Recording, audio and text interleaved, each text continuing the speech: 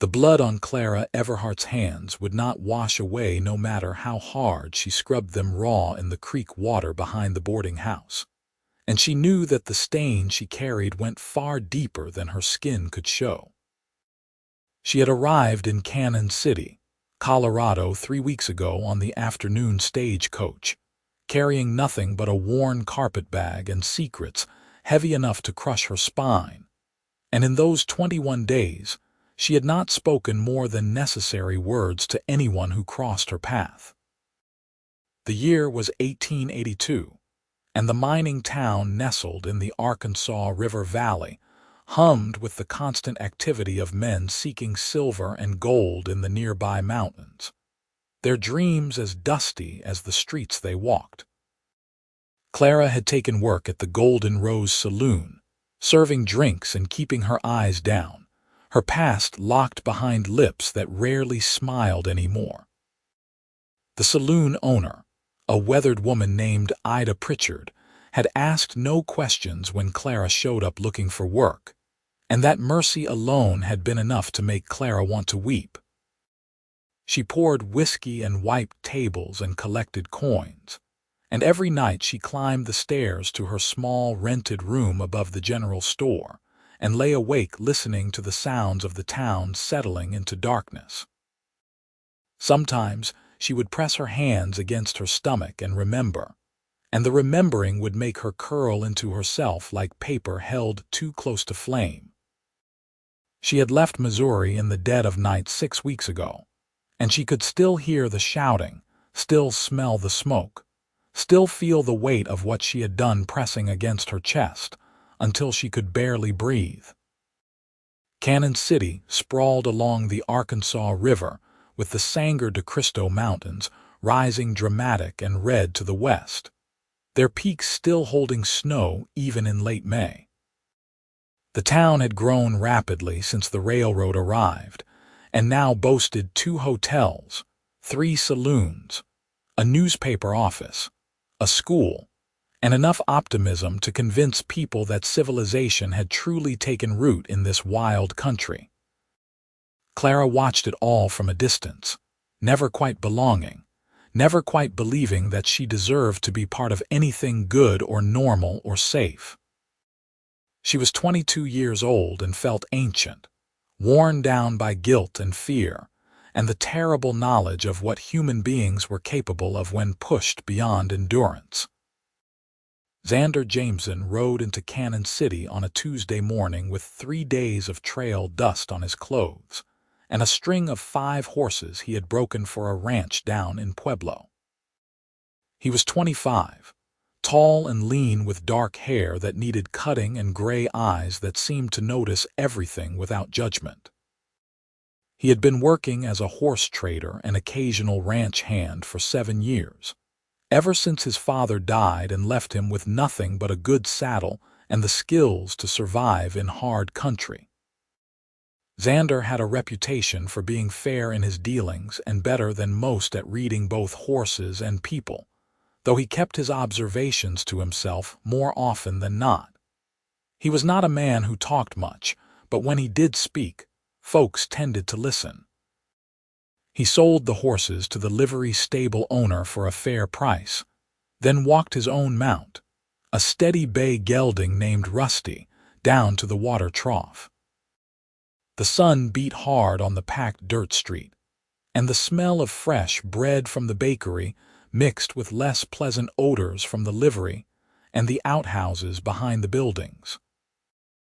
Xander was thirsty and tired, and he figured a cold beer and a hot meal would set him right before he decided what work to take on next. He had no ties to any particular place, no family waiting, no woman who cared whether he came or went. It was a lonely way to live, but it was also free, and freedom had value that could not be measured in dollars or comfort. The Golden Rose Saloon was dim and relatively cool inside, with sawdust on the floor and a long bar of polished wood that caught what little light came through the windows. A handful of men sat at tables playing cards or talking in low voices, and a piano stood silent in the corner waiting for evening when someone would play. Xander walked to the bar and set his hat on the surface, running a hand through his hair. The bartender, a man with impressive mustaches and tired eyes, nodded at him. "What will it be?" "Beer and whatever food you have ready," Xander said. "Stew and bread. Girl will bring it." Xander took his beer and moved to a table near the window where he could watch the street. He was not a suspicious man by nature, but years of traveling alone had taught him to always know his exits and to never sit with his back exposed. He drank half the beer in one long swallow and felt some of the trail dust settle in his throat. Through the window he could see a freight wagon rolling past, the driver shouting at his team, and two women in proper dresses walking with parasols to shield them from the sun. It was just another town, another stop, another few days before he moved on to wherever the work led him.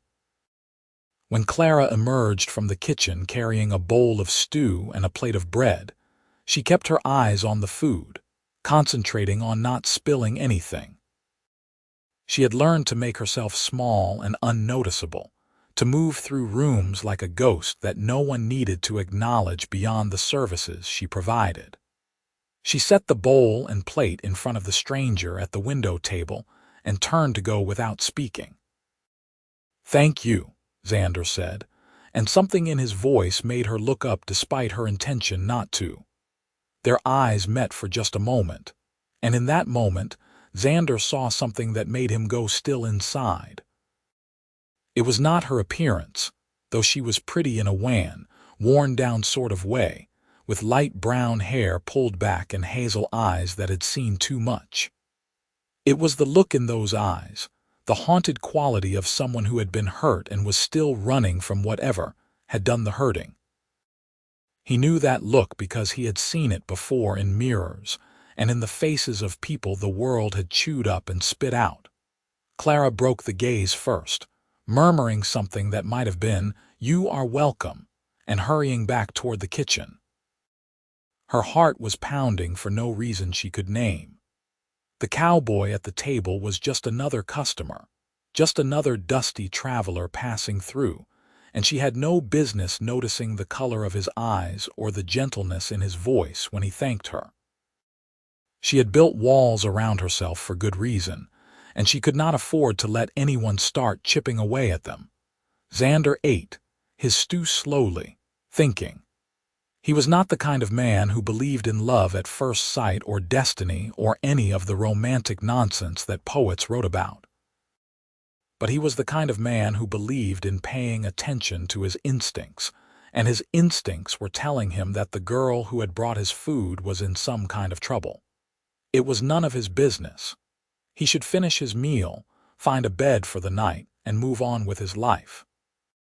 That was the smart thing to do. He stayed in Canon City. Over the next few days, Xander found reasons to return to the Golden Rose. He would stop in for a beer in the afternoon, or for supper in the evening, and he would take a table in Clara's section and leave generous tips. He did not try to talk to her beyond basic courtesies, did not ask her questions or press for her attention. He simply made himself a steady, quiet presence, someone who was there without demanding anything. Clara noticed, of course. It was impossible not to notice a man like Xander Jameson, with his calm eyes and his gentle way of moving, like he understood that sudden gestures could frighten skittish creatures. She did not know what to make of him. Most of the men who came into the saloon either ignored the serving girls entirely or paid them too much attention in ways that made Clara's skin crawl. Xander did neither.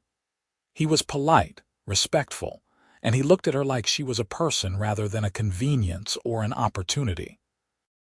It had been so long since anyone had looked at her that way that Clara found herself watching for him, found herself disappointed on the afternoons when he did not come in.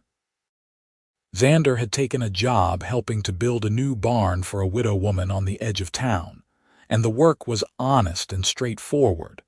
He liked working with his hands, liked the smell of fresh-cut lumber, and the satisfaction of seeing something solid take shape from raw materials.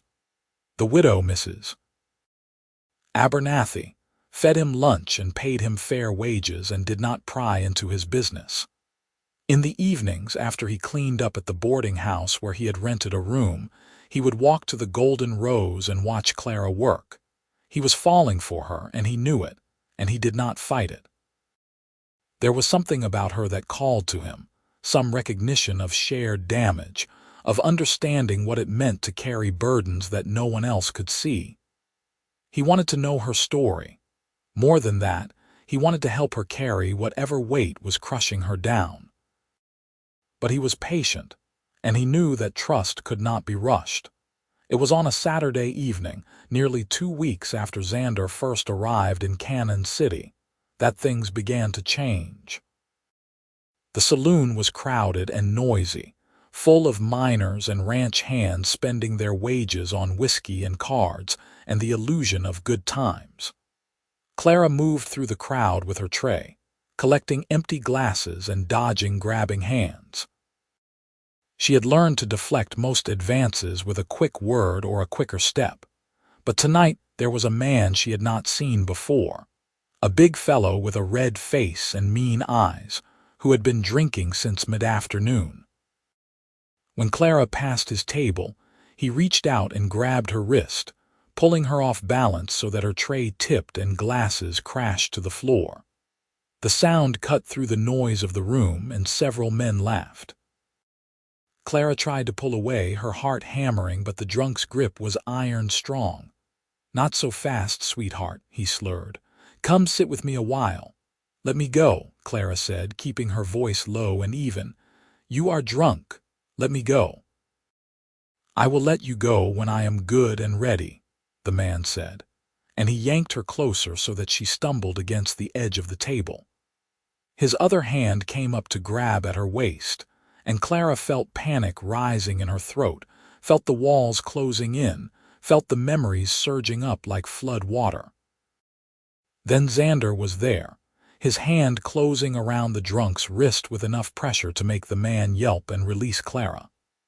She stumbled backward, and Ida Pritchard appeared at her elbow to steady her, while Xander hauled the drunk to his feet with deceptive ease.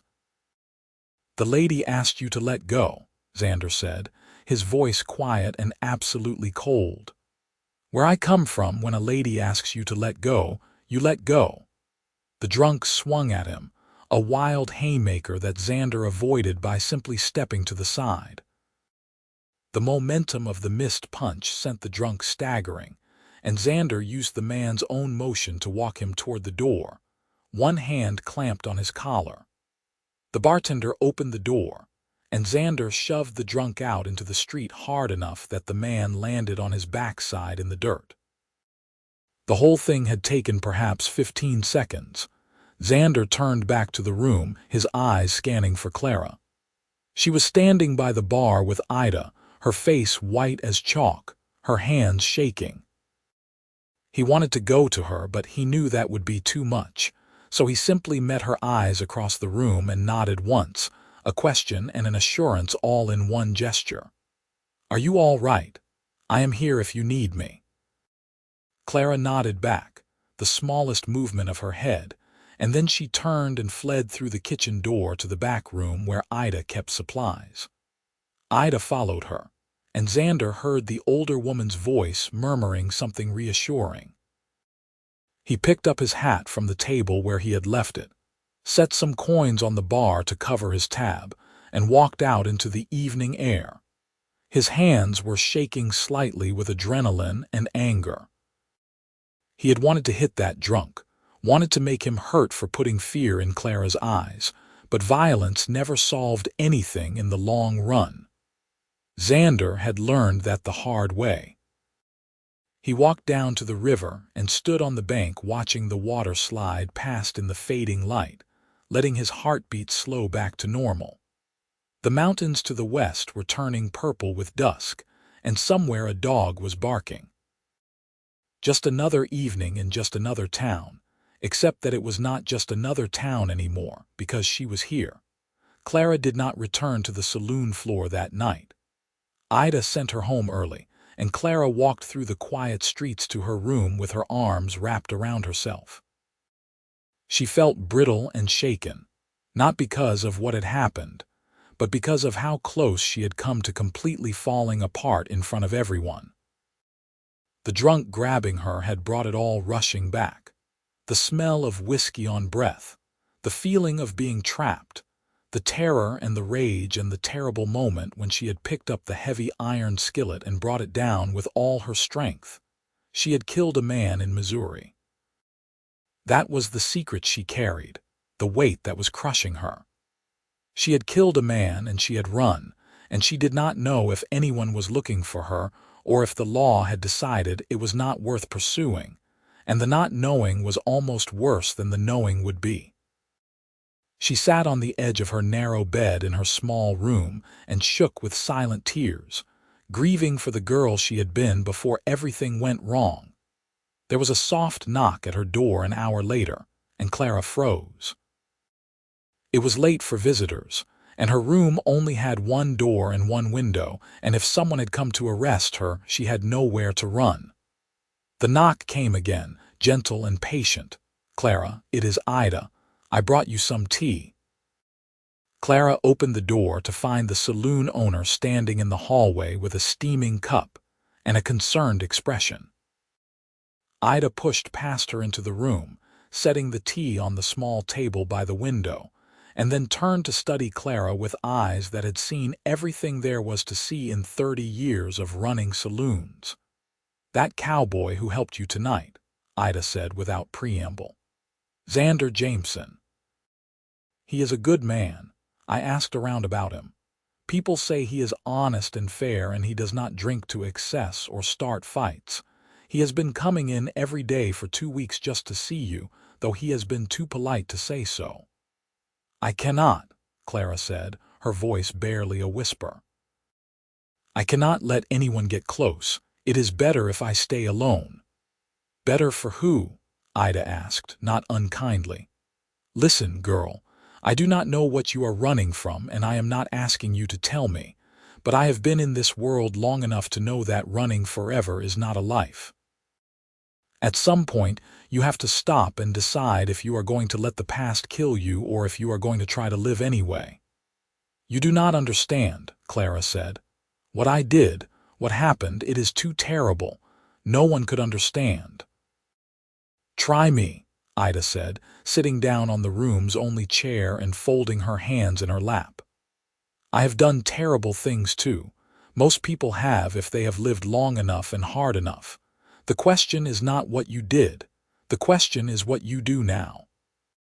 But Clara could not speak it, could not say the words aloud. She shook her head and turned away, and after a moment Ida sighed and stood.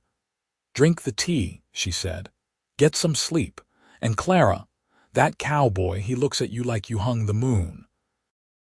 I am not saying you owe him anything, but do not throw away a chance at something good just because you think you do not deserve it.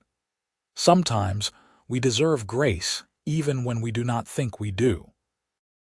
After Ida left, Clara sat by the window and drank the tea and watched the stars come out over the mountains. She thought about Xander Jameson with his gray eyes and his quiet strength, the way he had stepped in without hesitation when she needed help. She thought about Missouri and the man she had killed and the reason she had done it. She thought about deserving and not deserving, and about whether it was possible to be forgiven for something when you had never had the chance to explain.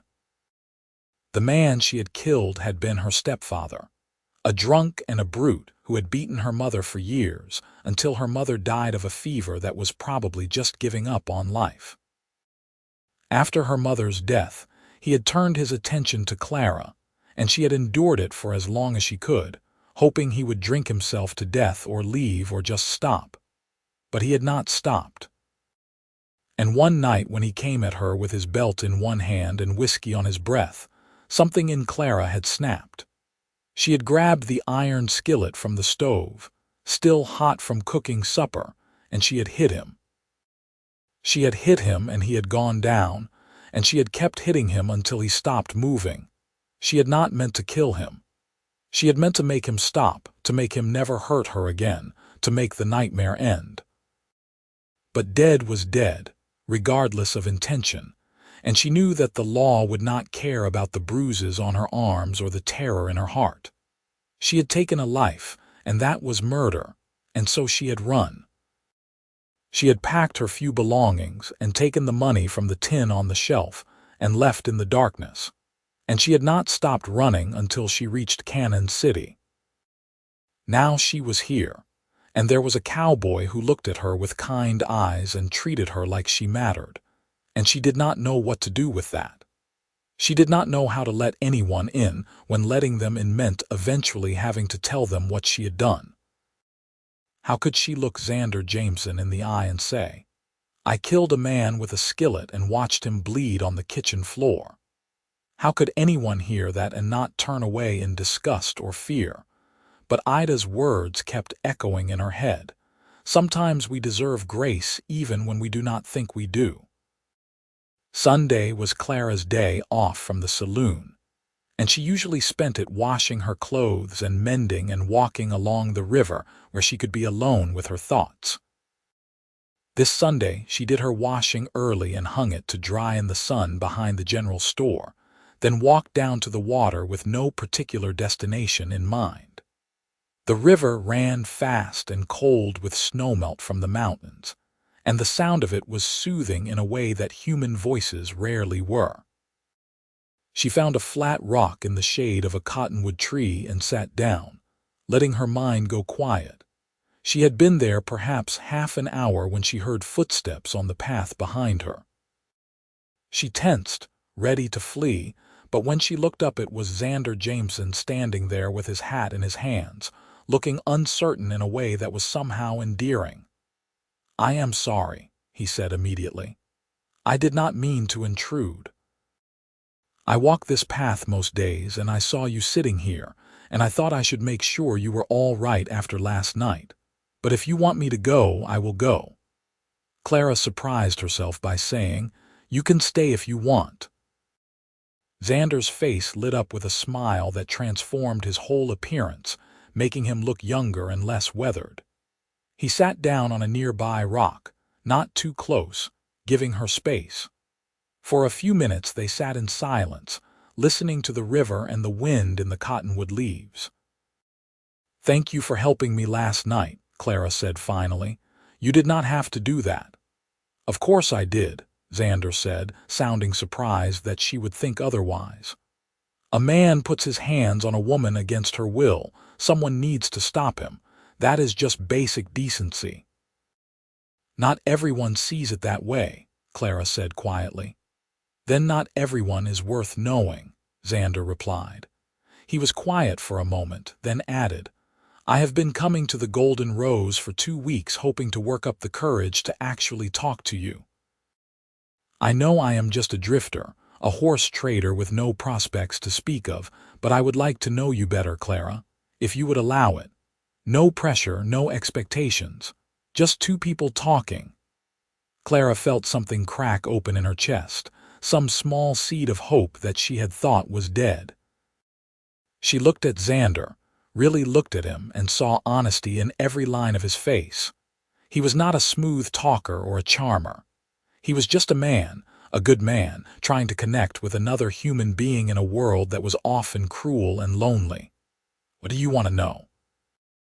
she asked, though her heart was already hammering with fear about what questions might come.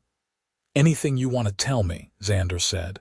"Where you grew up, what you like to read, if you prefer mountains or plains, what makes you laugh, what you dream about." He paused, then added, "I can start if that is easier. I am from Kansas originally, though I have not been back there in years. I like to read dime novels when I can get them, though most of what I read is newspapers from towns I pass through. I prefer mountains to plains because the views are better and the air smells cleaner. I like horses better than people most of the time, though there are exceptions." He smiled at her when he said that last part, and Clara felt her cheeks warm. "I am from Missouri," she said slowly. "I like to read anything I can get my hands on, but especially poetry. I have never seen mountains until I came here, and I think they are beautiful. I do not laugh much anymore, but I used to laugh at silly things, like dogs chasing their tails or babies making faces. She stopped, aware that she had revealed more than she intended, but Xander just nodded encouragingly. "What do you dream about?" he asked. "Safety," Clara said before she could stop herself. "I dream about feeling safe." Xander did not ask her what she meant by that, did not push for details or explanations. He just said, "That seems like a reasonable thing to dream about. Everyone deserves to feel safe." They talked for another hour, carefully skirting around anything too personal, but sharing small pieces of themselves. Xander told her about learning to break horses from an old Mexican vaquero who had worked for his father, about the first time he had been thrown, and how he had been too proud to admit how much it hurt. Clara told him about learning to sew from her mother, about making a dress for her doll when she was 7, and being so proud when her mother praised the tiny stitches. They talked about the weather, and the town and the people they had met, and all the while the river ran past, and the sun moved across the sky. When Clara finally said she should get back to collect her laundry, Xander stood and offered her his hand to help her up from the rock. His hand was warm and calloused and steady, and Clara let herself hold it for just a moment longer than necessary before letting go. They walked back toward town together, not quite touching but close enough that their shadows overlapped on the path. "Could I see you again?" Xander asked when they reached the place where the path met the street. "Maybe next Sunday, if you are free. We could walk to the place where the canyon starts. I have heard the views are spectacular." Clara knew she should say no. She knew that letting him get closer would only make it harder when he inevitably found out the truth and turned away. But the small seed of hope in her chest was growing, pushing up toward light, and she found herself nodding. "I would like that," she said. Xander's smile was like sunrise, and Clara carried the warmth of it with her for the rest of the day. Over the following week, Xander continued to visit the Golden Rose, but now there was an understood connection between them. Clara would catch his eye across the room and feel a flutter in her chest. He would leave her notes under the edge of his plate, simple messages like, "You have a beautiful smile," or "Thank you for brightening my day." She kept the notes folded in a small box under her bed and read them when the weight of her secret felt too heavy to bear. She knew she needed to tell him. Every moment that passed without telling him felt like a lie, and she hated lies. But she was terrified of the look that would come into his eyes when he knew what she had done. The look that would say she was broken and dangerous, and not worth the effort. She had started to care about him, started to look forward to seeing him, started to imagine what it might be like to have someone who cared about her in return. Losing that before she even fully had it would hurt more than she thought she could stand. Sunday came, bright and warm, and Xander was waiting for her near the livery stable with a small basket. When Clara approached, he held it up with a slightly sheepish expression. "I convinced the lady at the boarding house to pack us a lunch," he said. "I thought we might be out for a while, and I did not want you to go hungry." They walked south along the river, following a trail that climbed gradually toward the mouth of the Royal Gorge, where the Arkansas River had carved a deep canyon through the mountains. The trail was well used by prospectors and tourists, and the views grew more dramatic with every turn. Clara had to stop several times just to stare at the red rock walls rising sheer and magnificent against the blue sky. Xander walked beside her, pointing out features and telling her stories he had heard about the canyon. And Clara felt something in her chest loosening, some tight band of fear and shame relaxing just a little. They found a spot on a flat rock overlooking the gorge and unpacked the lunch, bread and cheese and apples, and a jar of lemonade that was still cool from being kept in the boarding house cellar. They ate slowly, savoring the food and the view and the simple pleasure of each other's company. Clara felt more relaxed than she had in months, maybe years. The sun was warm on her face, the food was good, and Xander was easy to be with, undemanding and genuinely interested in what she had to say. After they finished eating, they sat side by side on the rock, their feet dangling over the edge. Xander pointed out a hawk circling far below them in the canyon, riding the updrafts with effortless grace. Clara watched it and felt a strange kinship with the bird, something wild and wary that survived by staying above the dangers below. "Clara," Xander said after a long silence, "I want you to know that you do not have to tell me anything you do not want to tell me. Your past is your own, and I respect that. But I also want you to know that whatever it is you are carrying, whatever happened before you came here, it does not change how I see you." Clara went very still. She felt as if the rock beneath her had suddenly become insubstantial, as if she might fall through it and tumble down into the gorge below. Her throat was tight and her eyes were burning, and she could not make herself look at him. "You do not know what you are saying," she whispered. "You do not know what I have done." "Then tell me," Xander said gently. "Tell me and let me decide for myself." "I cannot," Clara said, and her voice broke on the words. "I cannot tell you because if I do, you will look at me differently. You will see me as something terrible, and I could not bear that. I could not bear to have you look at me with disgust or fear." Xander was quiet for a moment, and then he shifted so that he was facing her, though he did not touch her. When he spoke, his voice was calm and absolutely certain. "Clara, listen to me. I do not know what happened to you or what you did or what you think I will think. But I know you. I know you are kind to people who do not deserve it. I know you work hard and do not complain. I know you flinch when people move too fast, which tells me someone hurt you. I know you have sad eyes and a gentle heart, and I know that whatever happened, you are still here, still trying, still surviving. That takes strength, Clara. That takes courage. And nothing you tell me is going to change the fact that I see a brave, beautiful woman when I look at you." "I killed a man," Clara said, and the words came out in a rush like poison that had been held in too long. "I killed my stepfather. I hit him with a skillet until he stopped moving, and then I ran, and I have been running ever since. I am a murderer, Xander. That is what I am. And now you know, and you can leave, and I will understand." The silence that followed her confession seemed to last forever.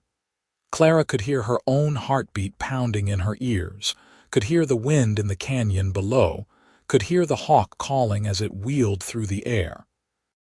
She waited for Xander to stand up and walk away, waited for him to say something harsh or condemning, waited for the warmth between them to shatter like glass.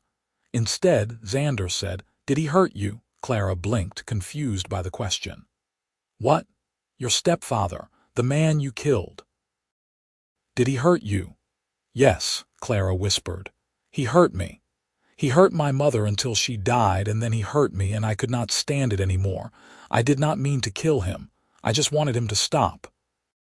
But I kept hitting him, and he stopped moving, and there was blood everywhere, and I knew the law would not care that he had been hurting me for years. They would only care that I killed him." "Then you did what you had to do to survive," Xander said simply. "And I am glad you survived, Clara. I am glad you got away from him, and I am glad you are here, and nothing about what you just told me changes how I see you." Clara finally looked at him, her eyes swimming with tears, and saw that he meant it. There was no disgust in his face, no fear, no judgment. There was only compassion and understanding and something that looked almost like admiration. "How can you say that?" she asked. "How can you not be horrified?" "Because I understand what it is to do things you never thought you would do in order to survive," Xander said. Because I know the world is not simple, and sometimes good people are forced into terrible situations, and they do the best they can. Because I think your stepfather got what was coming to him, and I think you deserve to stop punishing yourself for defending your own life." The tears spilled over then, and Clara covered her face with her hands and wept. She wept for her mother and for herself, and for all the months of carrying the weight alone. And then Xander's arms were around her, careful and gentle, holding her while she cried. He did not try to shush her or tell her it was all right.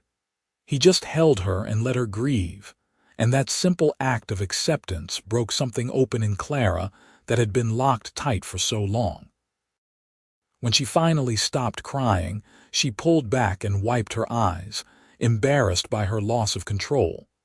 But Xander just handed her a clean handkerchief and waited until she had composed herself. "I am sorry," she said. "I did not mean to fall apart like that." "You have nothing to be sorry for," Xander said firmly. "Clara, I meant what I said. Whatever it is, whatever you did, it does not change how I see you, ever. You are not a murderer. You are a survivor. There is a difference." "The law might not see it that way," Clara said, voicing the fear that had been chasing her for months. "If anyone finds out, if anyone comes looking for me, they could hang me." "Then we will make sure no one finds out," Xander said. "And if anyone does come looking, they will have to go through me first." Clara looked at him, this man she had known for only a few weeks, who was offering her protection and acceptance without asking for anything in return. She did not understand how she had gotten so lucky, how she had stumbled into this town and found someone who could look at her darkest secret and not turn away. "Why?" she asked. "Why would you do that for me?" Xander smiled, a soft, genuine smile that made her heart skip. "Because I am falling in love with you, Clara Everhart. And I think you might be falling in love with me too. And I am not about to let anything or anyone take away the chance for us to see where this goes." Clara's breath caught in her throat. She thought about denying it, about protecting herself from the vulnerability of admitting her feelings. But she was so tired of protecting herself, so tired of being alone, and he had given her the gift of his honesty, so she owed him the same. "I think I am," she said quietly. "Falling in love with you, I mean. I did not think I would ever feel this way about anyone. I did not think I deserved to." "You do," Xander said. "You deserve everything good this world has to offer, and I want to be the person who helps you find it." He leaned forward slowly, giving her time to pull away if she wanted to, and then his lips were on hers, gentle and warm and sweet. Clara felt herself melting into the kiss, felt the last of her walls crumbling down. When they finally pulled apart, she rested her forehead against his and let herself just breathe, just be, just exist in this moment without fear. They sat on the rock overlooking the canyon for a long time, holding hands and talking about everything and nothing. Xander told her more about his life, about losing his father and learning to be alone, about the dreams he had given up on, because they seemed impossible without family or resources. Clara told him about her mother, about the good years before the stepfather came into their lives, about the small joys she had clung to even in the darkest times.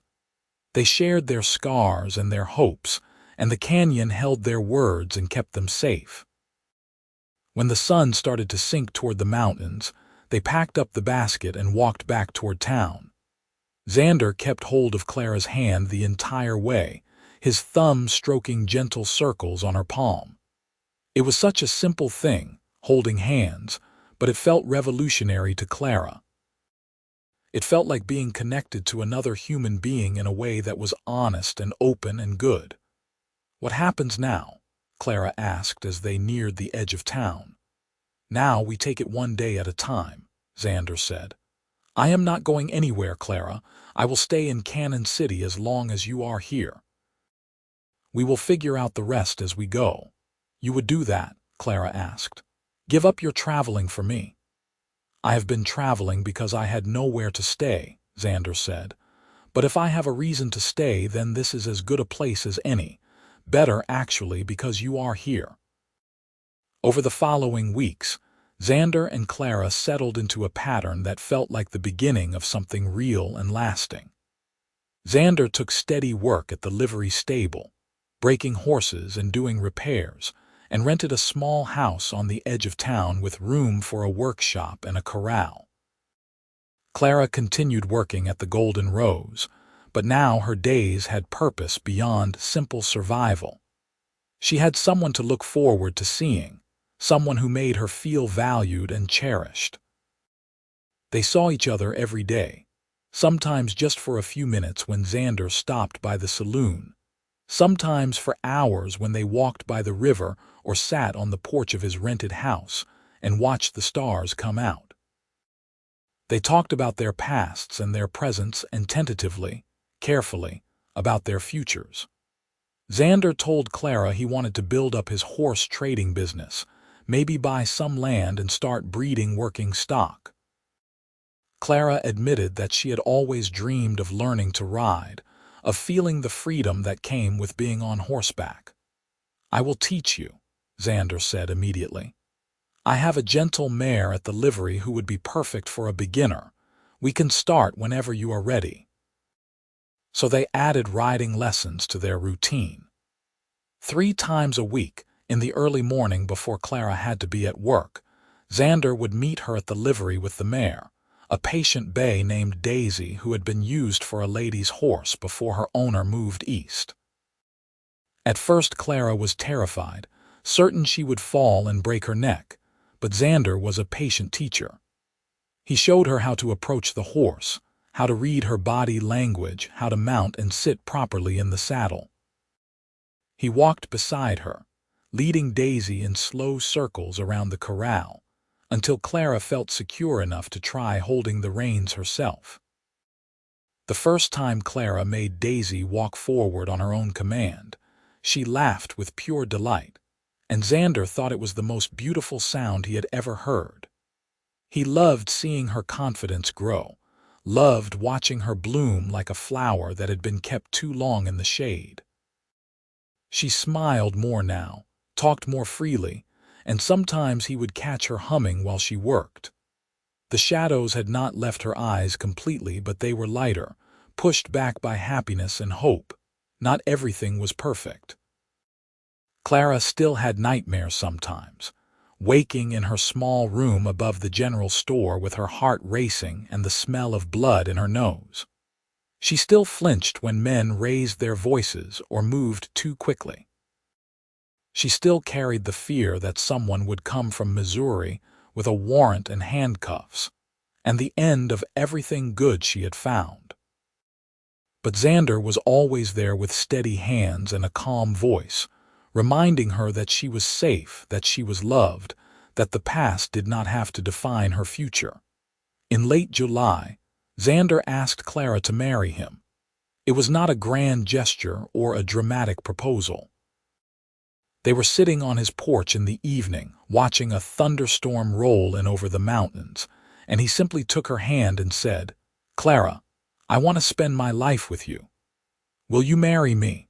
Clara felt her eyes fill with tears, but this time they were tears of joy rather than sorrow. "Yes," she said. "Yes, I will marry you." They were wed in August by the Justice of the Peace, with Ida Pritchard and the livery stable owner as witnesses. Clara wore a simple blue dress that Ida had helped her make, and Xander wore his best shirt and a new hat he had bought specially for the occasion. The ceremony was short and practical, but when Xander kissed his bride, Clara felt like she had been given a second chance at life, a new beginning that she had never expected to have. They moved into Xander's house together, and Clara delighted in making it a home. She sewed curtains and planted a vegetable garden and learned to cook the meals Xander liked best. Xander built her a bookshelf and filled it with every book he could find, buying them from the general store or trading for them with people passing through town. In the evenings they would sit together, Clara reading aloud while Xander worked on mending tack or carving small figures from scraps of wood. It was a quiet life, a simple life, but it was theirs. Clara quit her job at the Golden Rose in September, not because Xander asked her to, but because they both agreed it was time. With Xander's business growing steadily, they did not need the extra income, and Clara wanted to focus on building their home and helping with the horses. She discovered she had a natural way with the animals, particularly with the ones that had been mistreated or were skittish and hard to handle. She could gentle them with patience and soft words, and Xander said she had the gift. The seasons turned, summer giving way to fall with its aspen gold and crisp air, and Clara began to feel something she had not felt in years: peace. She was still cautious, still watchful, but the constant fear that had driven her for so long began to fade. No one came from Missouri looking for her. No lawman showed up with questions or accusations. It seemed that her stepfather's death had been noted and dismissed, just another drunk who died in a fall or a fight, not worth investigating. Clara did not know if that should make her feel guilty or relieved, and she decided not to examine it too closely. She had been given a second chance, and she was not going to waste it questioning why. In November, Clara realized she was pregnant.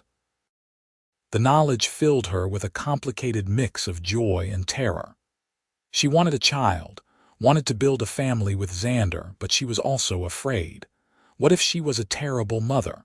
What if the violence she had done marked her in some way that would harm her baby? What if the past came back just when she had the most to lose? She told Xander her fears one night in bed, curled against his chest in the darkness, where it felt safe to voice the things that scared her most. Xander listened without interrupting, and when she was done, he wrapped his arms around her and kissed the top of her head. "You are going to be a wonderful mother," he said. "You have so much love to give, Clara, so much strength, and whatever comes, we will face it together. You are not alone anymore. You will never be alone again as long as I am alive." Clara cried again, but they were good tears, healing tears, and afterwards she felt lighter. They told their friends the news the next day, and everyone was delighted. Ida Pritchard knitted tiny blankets and booties. Mrs. Abernathy, the widow Xander had built the barn for, gave Clara a cradle that had been in her family for 3 generations. The livery stable owner gifted them a gentle old cow for milk. The community wrapped around them, welcoming them as one of their own. Winter came, cold and bright, with snow blanketing the mountains and frost patterns on the windows. Clara spent her days keeping the house warm and preparing for the baby. Xander continued working with the horses, though he stayed closer to home now, not wanting to be far from Clara if she needed him. They spent long evenings by the fire, talking about names and making plans. They decided that if the baby was a boy, they would name him after Xander's father, William. If it was a girl, Clara wanted to name her Sarah, after the mother she still missed. The baby came in early May, on a morning when the apple trees were blooming, and the air smelled like rain and growing things. The labor was long and hard, and there were moments when Clara thought she might not survive it, moments when the pain was so intense that she could not remember why she had wanted this. But Xander stayed with her through all of it, holding her hand and wiping her forehead and telling her how strong she was, how brave, how much he loved her. And when the midwife finally placed a squalling, red-faced infant in her arms, Clara felt a rush of love so powerful it took her breath away. "It is a boy," the midwife said, smiling. "A healthy boy with good lungs." William Xander Jameson had his father's dark hair and his mother's eyes, and he was perfect. Clara held him and marveled that she had helped create something so beautiful, so innocent, so full of possibility. Xander sat beside her on the bed with his arm around her shoulders, and they both just stared at their son in wonder. "We did this," Clara whispered. "We made him." "We did," Xander agreed, his voice thick with emotion. "Thank you, Clara. Thank you for giving me this, for giving me a family." "Thank you for believing in me," Clara said. "Thank you for seeing past what I had done and loving me anyway. I would not be here without you. None of this would be possible." They sat together in the quiet aftermath, the three of them, and Clara felt the final piece of her broken heart click back into place. She had survived something terrible, had done something she would always carry, but she had also found grace on the other side. She had found love and acceptance, and a future she had never imagined could be hers. The past would always be part of her, but it no longer defined her.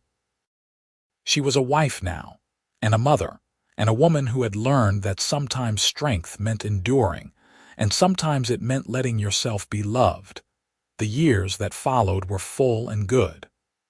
William grew into a sturdy, curious boy who loved horses as much as his parents did. When he was 3, Clara gave birth to a daughter they named Sarah, and 2 years after that, another son they called Thomas. The house that had seemed so spacious when Clara first moved in became cheerfully crowded with children and noise and life. Xander built an addition, adding 2 bedrooms and a larger kitchen, and Clara filled the rooms with laughter and light. The horse trading business prospered beyond their expectations. Xander's reputation for honesty and skill spread throughout Colorado and beyond, and people would travel from Denver or Colorado Springs or even New Mexico to buy horses from him. Clara became his partner in the business, keeping the books and corresponding with clients and training the gentler horses for families and ladies. Together they built something solid and successful, a legacy to pass on to their children. Canon City grew and changed around them. The railroad brought more people and more commerce. Buildings went up, streets were improved, schools and churches multiplied. But through all the changes, Xander and Clara's home remained a constant, a place of warmth and welcome where friends gathered and children played, and love was the foundation of everything. Clara never completely forgot what had happened in Missouri, but the memory lost its sharp edges over time. She learned to think of it not as murder but as survival, not as sin but as necessity. She had done what she had to do to protect herself, and she had paid for it with months of fear and running and self-recrimination. But she had also found redemption in Xander's love and in the family they built together. She had learned that a person could be more than their worst moment, could grow beyond their darkest deed. On their 10th anniversary, Xander took Clara back to the spot overlooking the Royal Gorge where she had first told him her secret. They left the children with Ida for the afternoon and rode out on horseback, just the 2 of them, the way they had in those early days. The canyon was as beautiful as ever, the rock walls glowing red in the afternoon sun, the river a silver ribbon far below. They sat on the same flat rock where they had sat a decade before, and Xander took Clara's hand in his. "You remember what I told you here?" he asked. "You told me that whatever it was would not change how you saw me," Clara said. "And you were right. You never looked at me differently, not once." "That is because I saw the truth of you from the beginning," Xander said. "I saw a woman who had been hurt and was still standing. A woman with courage and heart and the will to keep going no matter what. That is who you were then, and that is who you are now, only more so. You are the best person I know, Clara. You are the love of my life, and I am grateful every single day that you chose me." "I did not just choose you," Clara said, squeezing his hand. "I chose to trust you, to believe that I could be loved despite everything. That was the hardest thing I ever did, harder than anything that came before. But it was also the best thing. You gave me a life I never thought I could have. You gave me a family and a home and a reason to stop running. I love you, Xander Jameson. I will love you until the day I die." They kissed there on the rock above the canyon, the wind in their hair and the sun on their faces, and Clara felt the absolute certainty that she was exactly where she was meant to be. The girl who had fled Missouri in terror and shame was gone, replaced by a woman who knew her own worth, who had fought for her happiness and won. The past was behind her, forgiven if not forgotten, and the future stretched out ahead full of promise and possibility. That evening, when they returned home to the cheerful chaos of their children, and the house that smelled like bread baking and horses and life, Clara paused in the doorway and just looked at everything they had built. William was teaching Sarah to braid rope, while Thomas tumbled on the floor with the dog they had adopted last year. The kitchen table was covered with drawings and schoolwork, and the remnants of someone's afternoon snack. Xander's hat hung on its peg by the door, and her shawl was draped over the back of her favorite chair, and everything was messy and imperfect and absolutely beautiful. "Mama," Sarah called, running to hug her. "Did you have a good ride? Did you see any eagles?" "We saw a hawk," Clara said, scooping her daughter up and breathing in the scent of her hair. "But mostly we just looked at the view and remembered how lucky we are." "We are lucky," William agreed seriously from his seat by the window. "Papa says we have the best family in all of Colorado." "Papa is absolutely right," Xander said, coming to stand beside Clara with Thomas in his arms. He kissed her temple and smiled. "The very best." That night, after the children were asleep and the house was quiet, Clara stood at the bedroom window looking out at the mountains silhouetted against the starry sky. Xander came up behind her and wrapped his arms around her waist, resting his chin on her shoulder. "What are you thinking about?" he asked. "I am thinking about how different my life is from what I thought it would be," Clara said. "I thought I would spend my whole life running, looking over my shoulder, never able to rest. I thought I was too broken to be fixed, too stained to be clean. But you showed me that was not true. You showed me that grace is real and love is possible and second chances exist if you are brave enough to take them." "You were always brave," Xander said. "You just needed someone to see it." "And you saw it," Clara said, turning in his arms to face him. "You saw me when I could not see myself. That is the greatest gift anyone has ever given me." They stood together in the darkness, holding each other, and Clara felt the deep contentment that came from being exactly where she belonged. She had traveled a long road from Missouri to Colorado, from fear to love, from shame to acceptance. The journey had been hard and the cost had been high, but standing here in her husband's arms in the home they had built together, Clara knew it had been worth every difficult step. She was no longer the terrified girl who had run in the night with blood on her hands. She was a woman who had faced her past and found a future. She was a wife and a mother and a partner in a business she loved. She was someone who had learned that the worst thing you ever did not have to be the defining thing about you. That redemption was possible if you were willing to work for it and accept it when it was offered. The years continued to roll past like the Arkansas River, steady and unstaining, carrying them forward. The children grew and thrived, William showing an aptitude for working with horses that matched his father's, Sarah developing a love of books and learning that reminded Xander of Clara, and Thomas proving to be the family comedian with his endless energy and infectious laugh. They added a barn and more corrals, expanded the business to include breeding as well as trading, and became one of the most respected horse operations in southern Colorado.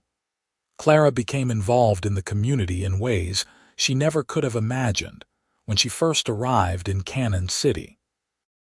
She helped organize a lending library, taught women in town to ride, and volunteered at the school when they needed extra help. She made friends, real friends who knew her and valued her, and invited her to quilting bees and church socials. She became someone people turned to for advice and help, and she gave generously of her time and energy because she remembered what it was like to have nothing and no one. Ida Pritchard grew old and eventually retired from running the Golden Rose, selling it to a young couple from Denver. On her last day, she came to Clara's house for tea, and the two women sat on the porch watching the children play in the yard. "I am proud of you, girl," Ida said. "When you first came to me, you were a ghost, barely alive. Look at you now. Look at what you have built." "I could not have done it without you," Clara said. "You gave me work when I needed it and advice when I needed that even more. You were the first person to suggest I might deserve grace, and that changed everything." "You did the hard part," Ida said. "I just pointed the direction." "You walked the road." They sat in comfortable silence, these two women who had survived hard lives and found their way to something better, and Clara felt the weight of gratitude and affection for this friend who had been there at the beginning. When Clara was 40 years old, word came from Missouri that her stepfather's case had been officially closed. A lawyer's letter arrived explaining that, after investigation, the death had been ruled accidental, a result of intoxication and a fall. There would be no charges, no warrant, no consequences. Clara was free, truly and legally free, from the shadow that had haunted her for 18 years. She read the letter 3 times before she believed it, and then she walked out to the corral where Xander was working with a young colt. He looked up when she approached, and something in her face made him hand the lead rope to William and come to her immediately. "What is it?" he asked. "What is wrong?" "Nothing is wrong," Clara said, and she started to laugh through her tears. "Nothing is wrong. Everything is right. The case is closed, Xander. They ruled it an accident. I am free. After all these years, I am finally, officially free." Xander pulled her into his arms and held her while she cried and laughed at the same time. The relief was overwhelming, like a weight she had carried for so long that she had forgotten it was there suddenly lifting, leaving her light and dizzy and giddy with the absence of it. "You were always free," Xander murmured into her hair. "In all the ways that mattered. You were free the moment you decided to stop running and start living. But I am glad you have this too. I am glad you have the official words to match what your heart already knew." That night, Clara burned the lawyer's letter in the fireplace and watched the paper curl and blacken and turn to ash. She did not need it anymore. She did not need the official absolution or the legal closure. She had forgiven herself years ago, had made peace with what she had done, and why she had done it. The letter was just a formality, confirmation of what she had already learned through love and time, and the slow, steady work of building a life worth living. More years passed, each one full of its own joys and challenges and small moments of grace. William married a girl from a neighboring ranch and gave them grandchildren. Sarah became a teacher and moved to Denver, though she came home often to visit. Thomas took over more and more of the day-to-day operations of the business, allowing Xander and Clara to slow down a little, to take mornings for themselves, and ride out into the mountains just to see the views. On their 30th anniversary, their children threw them a party, inviting half the town to celebrate. The house and yard were full of people, music, laughter, and food, and Clara moved through the crowd feeling overwhelmed by how much love surrounded her. These were her people, her community, her family in blood and friendship, and they were here because they cared about her and Xander, because they valued what Clara and Xander had built together. Late in the evening, when the guests had gone home and the children were cleaning up, Clara and Xander slipped away to sit on the porch swing Xander had built years ago. The mountains were dark shapes against the star-filled sky, and the air smelled like late summer, that particular blend of dried grass and cooling earth, and the promise of fall coming soon. 30 years, Clara said, taking Xander's hand. Can you believe it has been 30 years? Best 30 years of my life, Xander said, and I have loved you more with each one that passed. I never thought I would have this, Clara said softly. I never thought I deserved it, but you taught me that deserving has nothing to do with it. Love is not something you earn. It is something you accept and give and nurture and let grow. You taught me that too, Xander said. Before I met you, I was just drifting, going from place to place with no purpose. You gave me a reason to stay, a reason to build something, a reason to believe in tomorrow. We saved each other, Clara. We did, Clara agreed, resting her head on his shoulder. And I would do it all again, every hard moment, every frightening choice, every difficult step, just to end up right here with you. They swung gently in the darkness. Two people who had found each other against all odds and built something beautiful from the broken pieces of their pasts. The girl who had feared telling what happened and the cowboy who had promised it would not change how he saw her were gone, replaced by a woman and a man who had grown old together, who had raised children and built a business and loved each other through 3 decades of life in all its messy, complicated, wonderful reality. Clara thought about that day by the Royal Gorge when she had finally found the courage to speak her darkest secret aloud, and how Xander had responded not with judgment but with compassion. She thought about how he had kept his promise, how he had never once looked at her differently, never held her past against her, never made her feel like she was anything less than worthy of love and respect. That promise had been the foundation of everything they built together, the bedrock on which their entire life rested. Whatever it is won't change how I see you ever, he had said, and he had meant it then and every day since. As they sat on the porch swing watching the stars come out over the mountains, surrounded by the life they had created and the love they had nurtured, Clara felt the absolute certainty that she had found her happy ending. It had not come easily and it had not come quickly, but it had come, and it was real and it was hers. The past was truly behind her now, not forgotten but no longer feared, and the future stretched ahead full of grandchildren and quiet days and the simple joy of growing old with the man she loved. I love you, Xander Jameson, she said. Thank you for saving me. I love you, Clara Jameson, he replied. Thank you for letting me. They stayed on the porch until the moon rose, talking and remembering and planning, 2 souls perfectly matched, perfectly content, perfectly home. And when they finally went inside to bed, Clara fell asleep with a smile on her face, secure in the knowledge that whatever tomorrow brought, they would face it together, just as they had faced everything for 30 years. She was free.